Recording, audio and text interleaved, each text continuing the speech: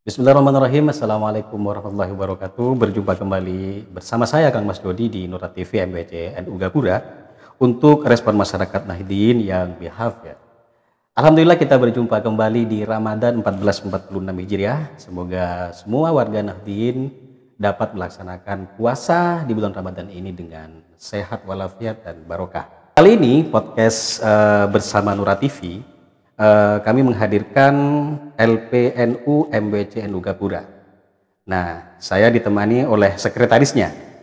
LPNU ini adalah lembaga perekonomian Nahdlatul Ulama yang biasa disebut dengan LP. Assalamualaikum warahmatullahi wabarakatuh. Mas Lutfi SE ya? Ya, waalaikumsalam warahmatullahi wabarakatuh. Alhamdulillah, gimana puasanya nih? Dah kemarau, jadi harus banyak minum air malamnya.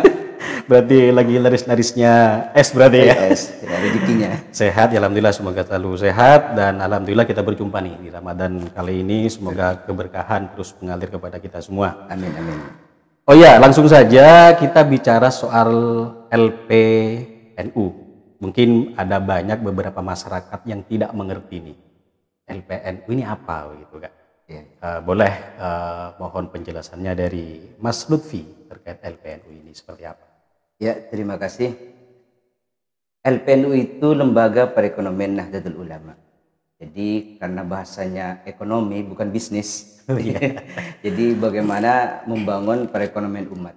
Salah satu hal yang paling penting dalam LPNU adalah bagaimana ekonomi umat itu terangkat. Satu, yang kedua adalah ekonomi organisasi kelembagaan juga terangkat. Iya. Dua aspek itu menjadi kunci pokok dalam Lembaga Perekonomian Nahdlatul Ulama. Yang jelas karena ini embel-embelnya itu ultramikro, kelas bawah memang jadi fokus utama dalam perekonomian Nahdlatul Ulama.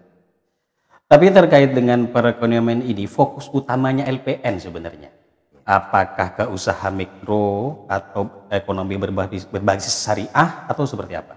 Kami fokus kepada ultramikro sama mikro.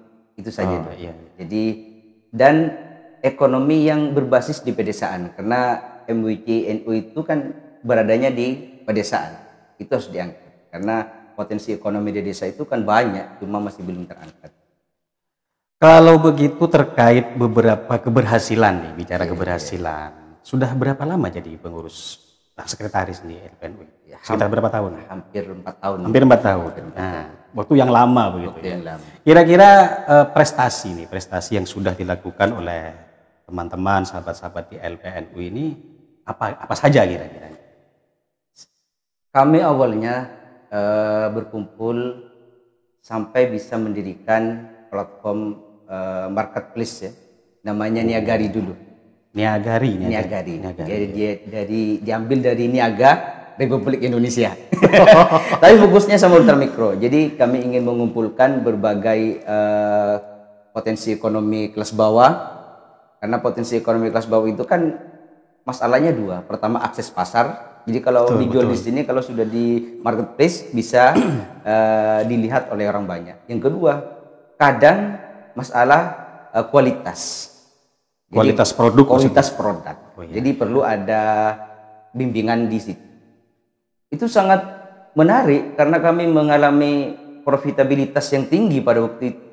Cuma ketika saya lihat di studio sama teman-teman, kok yang meletakkan dagangannya atau lapaknya itu kok bukan orang NU. Rata-rata itu orang Sampang, orang Jember dan lain sebagainya. Akhirnya kami kaji ulang. Tutup dulu. Tidak sesuai dengan tujuan. Tapi masih ada persoalan. Masih ada persoalan. Kok yang dibuka targetnya orang NU, ternyata orang di luar NU. Bahkan ada orang yang Hindu, itu di Jember itu. Tapi apakah itu juga masuk ke apa istilahnya? Sebagian dari keberhasilan teman-teman Niagari waktu itu? Iya, salah satunya itu. Cuma kami mencoba mengocok ulang. Akhirnya ternyata di bawah itu mereka tahunya marketplace itu dianggap sesuatu yang fenomenal cuma saja. Kualitas barangnya, contoh, ketika ada orang pesan, pertama bagus, yang kedua jelek. Saya punya mitra itu buat kandang itu sudah bagus, dikirim kemana-mana karena sudah laris. Itu level of service-nya itu rendah. Anehnya itu kalau masyarakat NU paling bawah di mentoring nggak mau, Alasannya gimana? karena mereka kan mengetahuinya kan dunia dagang bukan bisnis. Dagang sama bisnis beda. Mereka kan tahunya seperti itu. Kalau sudah banyak permintaan, ya sudah. Mereka tidak memperhatikan kualitas berarti. Tidak memperhatikan kualitas. Yang penting untung begitu ya. Ini jadi persoalan juga pada Jadi persoalannya kami tutup dan mencoba masuk pada rumah niaga. Rumah niaga itu mentoring terhadap ultramikro. Saya juga melakukan mentoring. Ada berbagai orang yang datang ke rumah niaga, kami mentoring. Tapi mereka masih masalah mindsetnya masih salah, Mas. Mereka menganggap dunia bisnis itu sama dengan dunia judi. Jadi untung-untungan saja, padahal kan ada fundamental, teknis dan sebagainya. Sehingga ketika kami mentoring itu tidak ikut pakai dianya. Cuma ada beberapa orang yang ikut dan sekarang alhamdulillah sukses. Artinya susah, susah kalau mau diajari begitu.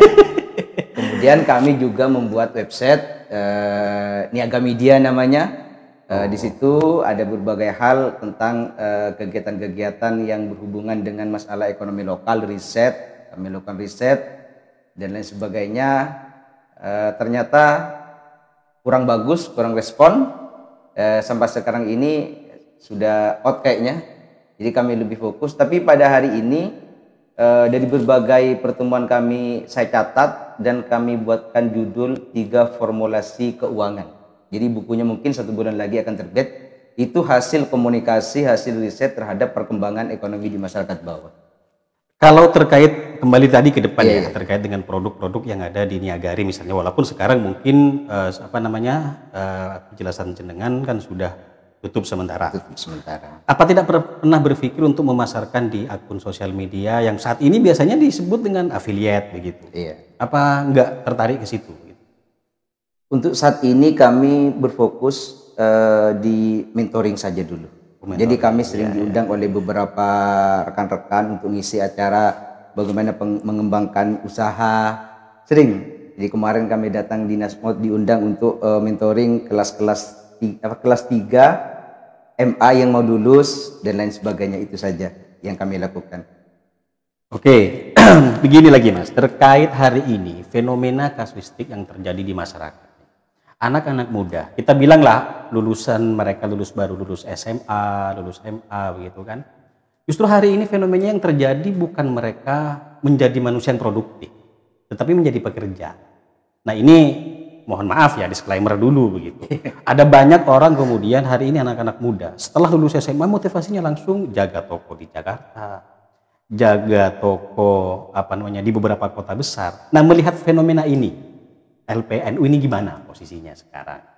Ya, jadi memang kalau secara data lulusan SMA itu paling banyak penganggurannya. Jadi mau tidak mau mereka harus pergi ke tempat-tempat yang bisa menghasilkan uang. Salah satunya adalah pergi ke Jakarta. Hal yang paling menarik sebetulnya, kita itu mindset kita rata-rata itu konsumtif, tidak produktif. Apa juga berkaitan dengan budaya gengsi hari ini yang sudah budaya gengsi, budaya konsumtif, budaya hedonis itu benar-benar ada. Jadi padahal ini ada sebuah penelitian saya ambil dari Thomas Corvey itu ya. Thomas Corvey itu meneliti 233 orang kaya. Ternyata hasil surveinya itu dari 233 orang kaya dengan rata-rata 177 orang itu berangkat dari nol. Itu yang dilakukan adalah the saver and investor, yaitu menabung dan investasi. Otomatis ketika menabung dan investasi, di situ ada hemat. Kalau hemat sudah yakin hidupnya sederhana. Ini yang tidak bisa masuk ke anak muda sekarang.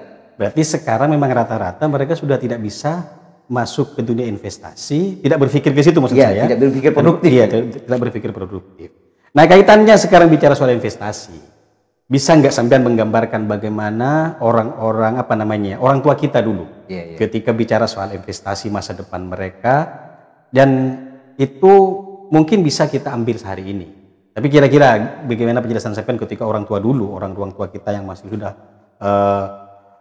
dalam tahapan kehidupan perekonomian, mereka kan juga memainkan target investasi. Walaupun mungkin investasi tidak seperti investasi sekarang. Kira-kira seperti apa penyebaran sambil? Jadi dulu itu orang tua kita itu investor, benar-benar investor. Salah satu yang paling saya kagumi dari orang tua kita itu, dia menginvestasikan pada 3 aspek: emas, kemudian sapi di desa itu, sapi, ya. Kemudian yang ketiga adalah tanah, entah itu kebun atau sawah. Dan dari 3 hal ini mereka bisa naik haji. Naik haji dulu sekitar 3 on loh kalau emas, sekitar 200 juta mereka mampu naik haji dengan menggunakan investasi seperti itu. Coba bayangkan orang tua kita dulu itu semuanya kalau sudah bekerja itu tidak hedonis, disimpan. Setelah disimpan bisa buat beli kambing, setelah beli kambing naik menjadi sapi, setelah dari sapi itu dibelikan kebun, dari sapi lagi penghasilnya dibelikan emas. Kan orang tua gitu cerdas banget. Mereka tidak mau mengumpulkan uang karena mereka tahu bahwa uang itu nilainya akan menurun seiring dengan inflasi. Tapi mereka menanam di emas. Karena emas ini bisa dipakai untuk gaya hidup juga. Tapi kalau ada kebutuhan pokok yang mendadak bisa diliquid secepatnya. Sapi, kalau kita menggunakan bahasa sekarang, beli sapi atau piara sapi itu kan investasi. Ketika sapi besar itu namanya capital gain. Tetapi kalau sudah beranak pinak itu namanya dividen. Cuma ini masalahnya bagaimana mentransformasi pendidikan keuangan ke ranah yang paling bawah itu tidak ada. Karena dianggap yang dianggap investasi itu adalah Bitcoin. Ya, mainnya sekarang sudah pakai Bitcoin sekarang. Bitcoin. Ya. Bahkan kadang orang tidak bisa bedakan mana investasi, mana slot. Itu banyak terjadi. Akhirnya banyak bangkrut beneran. Jadi orang tua kita itu dari hal-hal yang sederhana, coba lihat, mereka sangat hemat. Mereka tahu apa yang harus dilakukan. Dari rumahnya sekitarnya ada tanaman pisang, sehingga bisa diambil setiap panen 1 bulan. Dari sekitar rumahnya ada kandang yang bisa siap menjadi uang. Agak jauh sedikit ada pohon kelapa, ada sawah. Tapi apakah sekarang berarti ya kalau kita berpikir-pikir melihat fenomena yang terjadi hari ini, berarti kan ada yang mata rantai yang terputus soal pendidikan investasi ini di masyarakat berarti. Nah, ini kira-kira masalahnya apa saja? Kenapa ini sampai terputus? Padahal investasi sesuai dengan penjabaran sampean tadi, ini kan luar biasa orang tua kita mengajarkan bagaimana tidak menumpuk uang, tapi menumpuk sesuatu yang value-nya akan terus naik. Nilainya yang akan terus naik. Nah, apa nih kira-kira yang membuat masalah ini sampai badannya bisa terputus ke generasi? Saya definisikan investasi dulu ya. Investasi itu mengorbankan potensi konsumsi saat ini. Ini paling berat. Mengorbankan potensi konsumsi saat ini paling berat buat anak muda. Untuk mengharap peluang lebih besar di masa depan. Ini yang paling sulit. Karena anak muda saat sekarang ini mengorbankan potensi konsumsi, maka sulit. Karena gaya hidup mereka kan konsumtif. Tidak bisa mereka harus konsumtif. Bulan Ramadan kayak ini. Bulan Ramadan itu kan cara kita bagaimana menahan nafsu. Tidak bisa menahan belanja, Mas. Benar. Jadi memang harus diperhatikan kalau ingin kaya, ingin sejahtera, gunakan investasi. Investasi baik pada kualitas diri atau investasi pada instrumen investasi seperti sapi, ladang, dan lain sebagainya. Ini harus anak muda harus berpikir. Betul. Kalau Anda ingin sejahtera, tidak hanya kesenangan sesaat, maka gunakan investasi sebaik mungkin. Orang tua kita sudah mengajarkan tentang investasi hidup sampai membuat Anda mencapai puncak kuliah, sampai Anda bisa dibuatkan rumah. Bahkan anak muda sekarang yang rokoknya surya itu tidak bisa buat rumah, kalah sama kakeknya yang rokoknya opet. Ini betul. Jadi kualitas hidup dengan gaya hidup itu beda. Iya, berarti kan memang budaya gengsi itu yang parah bener berarti. Parah bener. Iya, berarti ya jangankan mereka mau belajar Bitcoin, mau belajar kripto yang saat ini sudah nilainya sudah sampai 1,5 M ya. Atau reksadana dan deposito yang lain. Sementara investasi yang sudah diajarkan oleh orang tua kita, ini saja sudah nggak bisa mereka anut kembali begitu kan. Tentunya kan ini menjadi PR besar juga bagi LP. Bagaimana sebenarnya mengedukasi kembali warga Nahdliyin utamanya dan masyarakat umum secara luas kan untuk kemudian bisa menjadi bagian dari proses pendidikan yang berkelanjutan. Oke, terima kasih Mas Lutfi. Luar biasa ya pertemuan bersama Nura TV kali ini, sahabat Nahdien dan keluarga Nahdien semuanya. Kita bicara soal persoalan generasi hari ini terkait dengan perkembangan ekonomi. Oke, statement terakhir nih. Ya. Pesan untuk kaum Nahdien, anak muda secara umum lah. Kira-kira gimana? Saya ambil dari sebuah penelitian ya, sebuah penelitian data empiris. Luar biasa datanya ini, datanya keren. Jadi ada sebuah pusat penelitian namanya itu adalah Fidelity Study Millionary. Itu meneliti Gimana ulang Mas? Gimana Fidelity ya Story Millionary. Ribet ini. Ini meneliti tentang 1.000 orang kaya mulai tahun 2026 dan 1.000 calon orang kaya. Mulai 2006 sampai 2018. Karena Outlook 2019 baru diperlihatkan. Rata-rata cara mereka membangun kekayaan itu dua, yaitu tabungan sama investasi. Jadi orang kaya dari penelitian itu harus menabung dan investasi. Jadi kalau sudah menabung dan investasi, maka kita harus menghilangkan gaya hidup. Artinya Gengsi, harus visioner. visioner. Jadi ini ada penelitian, benar-benar penelitian. Jadi kalau Anda ingin sejahtera ekonominya, maka lakukan 3 hal. Hemat, kemudian menabung dan investasi. Tidak ada kata lain, hanya 3. Oke, baik. Terima kasih Mas Lutfi. Penjabaran yang singkat, sederhana, tetapi ini tentu harus menjadi pelajaran penting buat sahabat-sahabat dan teman-teman dan keluarga Nahdien, terutama anak-anak muda yang saat ini benar-benar mampu untuk kemudian menjadi manusia yang produktif, tidak hanya menjadi orang yang selalu membesarkan gengsinya untuk kemudian bergaya hidup yang hedon. Terima kasih Mas Lutfi Mas Lutfi, dan sampai jumpa kembali di podcast selanjutnya dengan tema yang berbeda. Sampai jumpa bersama saya Kang Mas Dodi di Nura TV untuk respon masyarakat Nahdien yang behavior. Assalamualaikum warahmatullahi wabarakatuh. Semoga Ramadan Anda semuanya berjalan dengan lancar dan bahagia. Terima kasih Mas.